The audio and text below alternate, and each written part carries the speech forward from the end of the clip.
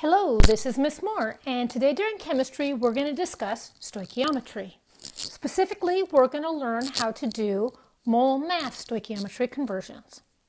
Today's essential question: given the number of moles of reactant used, how can you calculate the mass of products? For today's lecture, make sure you have available both your periodic table, you might want your unit conversion table, and calculators. Let's start with a really quick review on how to calculate molar mass. So for a practice problem, we're going to figure out the molar mass of Na2SO4. Remember that molar mass is the mass of 1 mole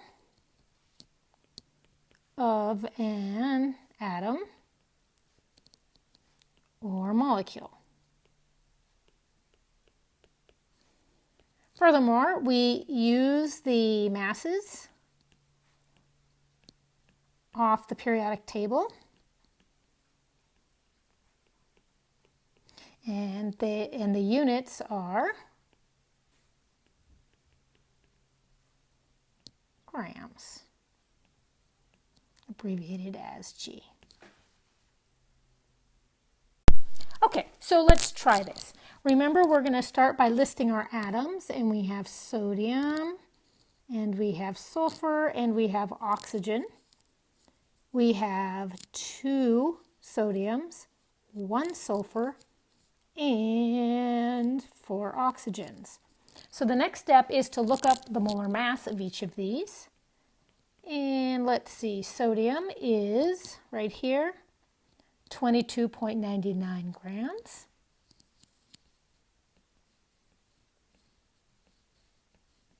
And sulfur, right here, 32.07 grams.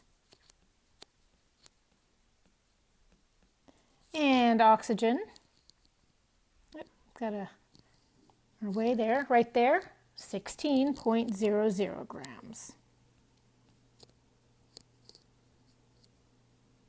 And now let's do these calculations. So for sodium, since we have 2, our total sodium mass is 45.98 grams. And for sulfur, there's only 1, right? So our total sulfur mass is 32.07. And for oxygen, on my calculator it says 64. But remember sig figs, so it's going to be 64.00 grams. Now we add up all these masses and we end up with a molar mass of 142.05 grams. Now, because we're adding, we don't look at number of sig figs, number of digits that are significant. We look at the number of digits after the decimal, and there's 2.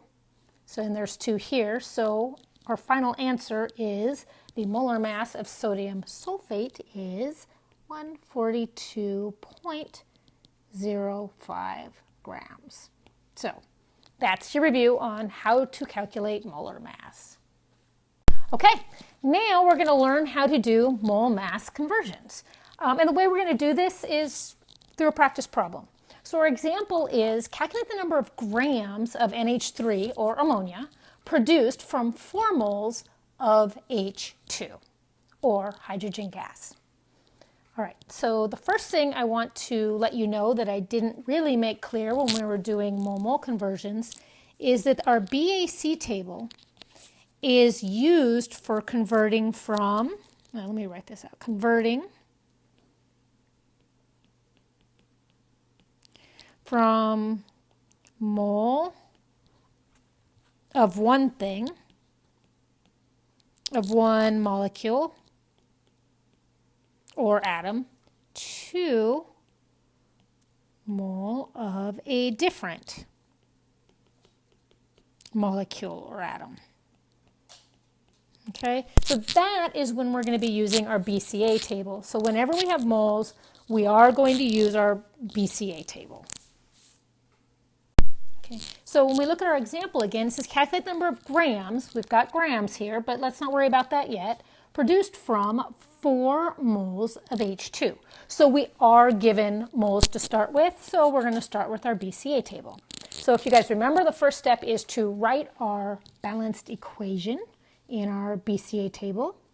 So we have N2 plus 3H2 produces 2NH3.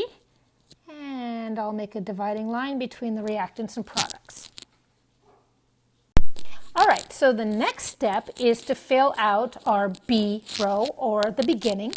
And remember, beginning means before the reaction has occurred. So how much product do we have? Of NH3, we have none. And then our problem tells us we have 4 moles of H2. H2 goes here. And being that it says nothing about N2, we're going to assume that we have plenty. We have extra or excess, so we'll just symbolize that as excess. All right, now we go to our change row, the C row.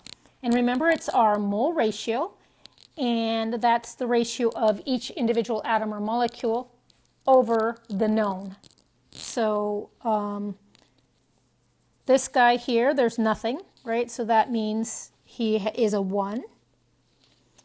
This one is a 3 and 2.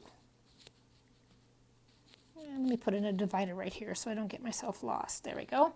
Okay, and all of that is going to go over the coefficient for our known, and our known is the H2.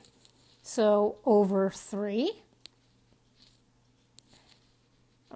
Under 3,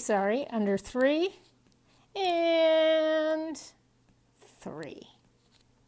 So we have now put the mole ratio of each molecule over the coefficient of our known in the change column, change row. So now we need to figure out how much change.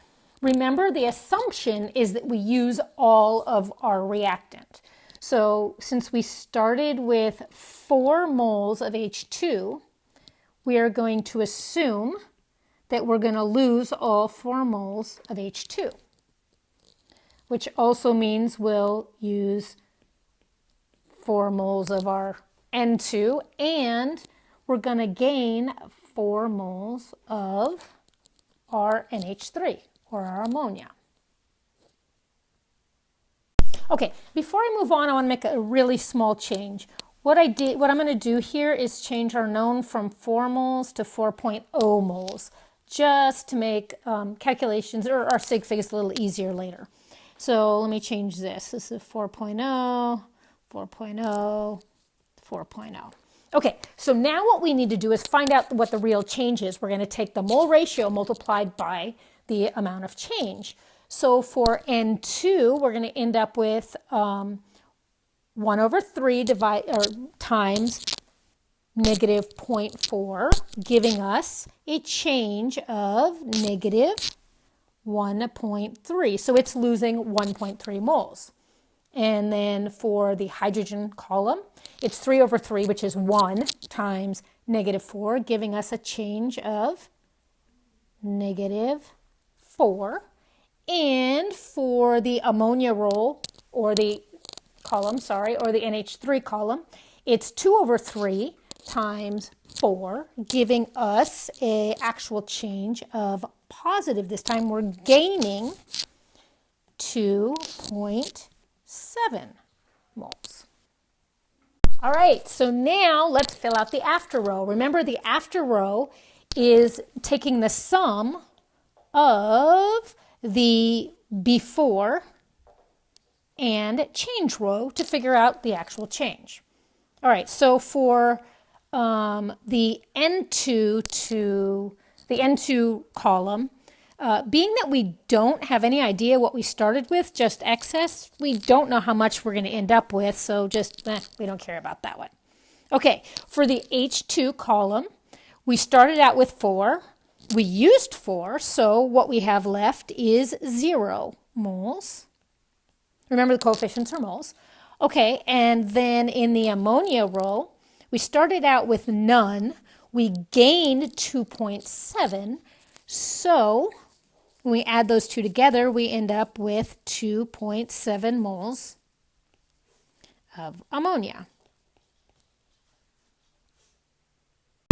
So if we go back to our question, it was indeed asking us about ammonia, and we have the answer there, except for it asks us for grams, not moles. So what we're going to need to do now is do a conversion from moles of ammonia to grams of ammonia. Okay, and hopefully you guys remember how to do that. We're going to make our little grid, right? And we're going to start with 2.7 mole ammonia over 1. And then we need to use an equality that has both moles and we're looking for grams, so moles and grams in it. And that is 1 mole of ammonia equals the molar mass of ammonia.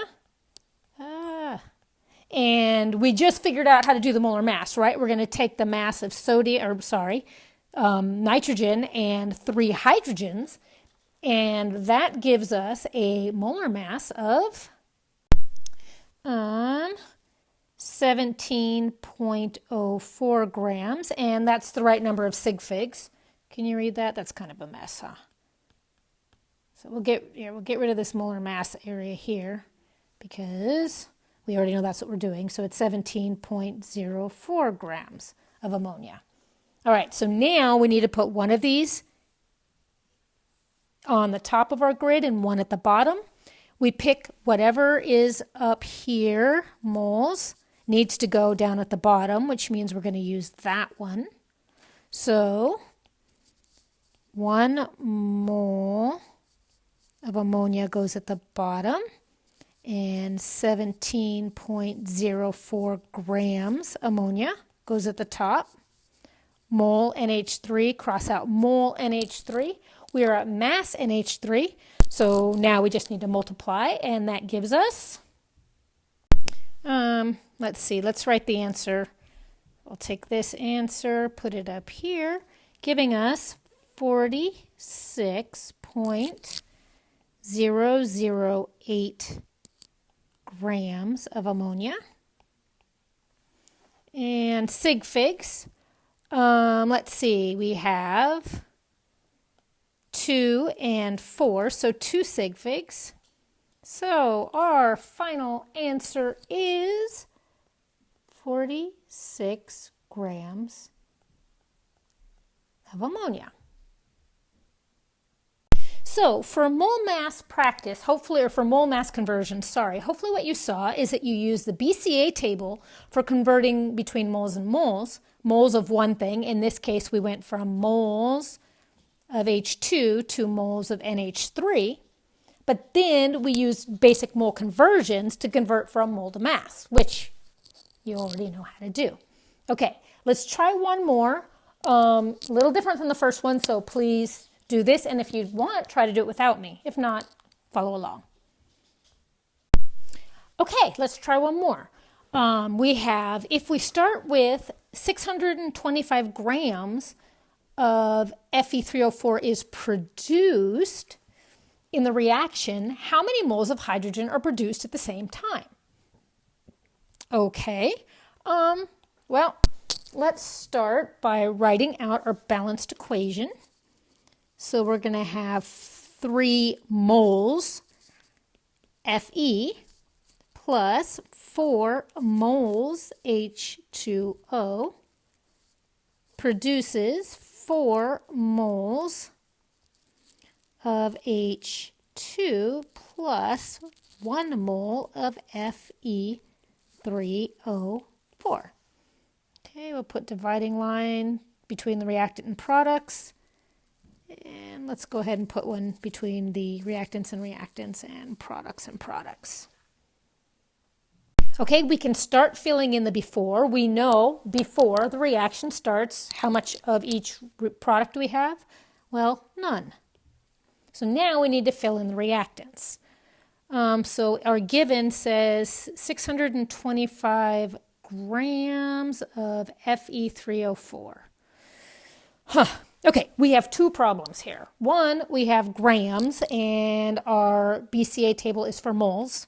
Second of all, it's Fe3O4, which is a product. That means that that grams is an after. It also means we need to figure out the number of moles. So let's do that.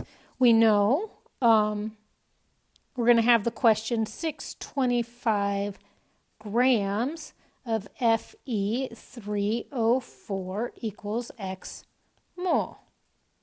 Fe3O4.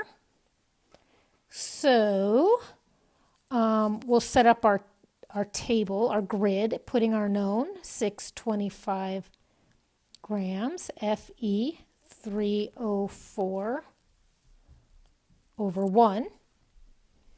And we're going to need to use the equality that has grams and moles in it, which is 1 mole Fe3O4 equals the molar mass of Fe3O4. All right, how do we get the molar mass of Fe3O4? We're going to add up the mass of 3 Fe's and 4 O's. So I'll calculate that. You calculate that with me to make sure I don't make a mistake. And I got a molar mass of 231.55 grams. All right, so now one of these needs to go the top and bottom of our grid. And since we have grams at the top, we're going to put grams at the bottom, 231.55 grams Fe3O4. So the top then goes 1 mole Fe3O4. These cross out. And if we multiply across the top, I'll bring this up to this area here, we end up with 625 mole Fe3O4 divided by 231.55. So we can divide to figure out the moles. And with the correct number of sig figs, we're going to have 3 sig figs, right? I got 2.70 mole of Fe3O4. So we did all of that work to change this right here, this 625 grams to moles. So 2.70 moles now. So now we can use our BCA table, and let me clean this up a bit. All right, all of that work was to go from grams of Fe3O4 to mole Fe3O4, so we can now use our BCA table. All right, so if we read the question again, it says, except for now, we don't have grams, we have moles. So if 2.7 mole of Fe3O4 is produced, that is a product. And there is no product at the beginning, only after, which means our value, 2.70 mole of Fe3O4 happens after the reaction. So that's basically our final value. But we are still trying to figure out our before row. Interestingly, here it says we're looking for the number moles of hydrogen produced. Interesting, because that is also a product. So this is what we're actually trying to get, which means they give us no information about either reactant. So we don't know. All right, that's about the best we can do for our before. So let's move to our change. Remember, what we do with our change row first is we're going to write down the mole ratio. The mole ratio being the number of the coefficient or number of moles of each of the atoms or molecules over our given. So let's start by just writing the number of the coefficient for each. So it's going to be 3 over for iron, 4 over for water, 4 over for hydrogen, and 1 over for iron 4 hydroxide. All right, so now what's it going to be over? Well, it's going to be over the coefficient for iron 3 hydroxide, which there's nothing written there, which means 1. So these are all over 1.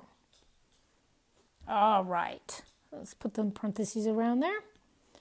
And now we need to figure out the amount of change. Well, we start with our only place that has 2 numbers is the Fe3O4 column, so we're going to have to use that. And we start with 0 and we end up with 2.7, which means our change needs to be a positive 2.7. And again, it's positive because it's a product that's being made. We're gaining. And so this one is going to be the same. And for water now, it's also going to be 2.7, but this time we're losing 2.7, right? We're using hot water to produce our products, and we're also using iron. Okay. All right, so now let's multiply our mole ratios by our change value to figure out how much change there actually was, how many moles of change. So for the iron column, we have 3 moles times negative, well, 3 over 1 moles times negative 2.70, our change value. And that gives us, with the correct number of sig figs, of course, 8.10 negative. And for our water column, we have 4 over 1 moles multiplied by negative 2.70, our change value, giving us negative 10.8 moles. And in our hydrogen column, we're going to have 4 over 1 moles divided or multiplied by positive change value, positive 2.70, giving us, again, 10.8 moles, right number of sig figs.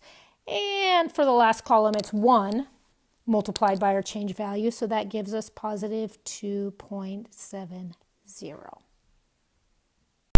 All right, so for our after column, remember the assumption is that we use up all of our reactants, so we know this is going to be 0 and 0. Even though we don't know what our starting point is, we could now go back and figure out. It would need to be 8.10 and 10.8.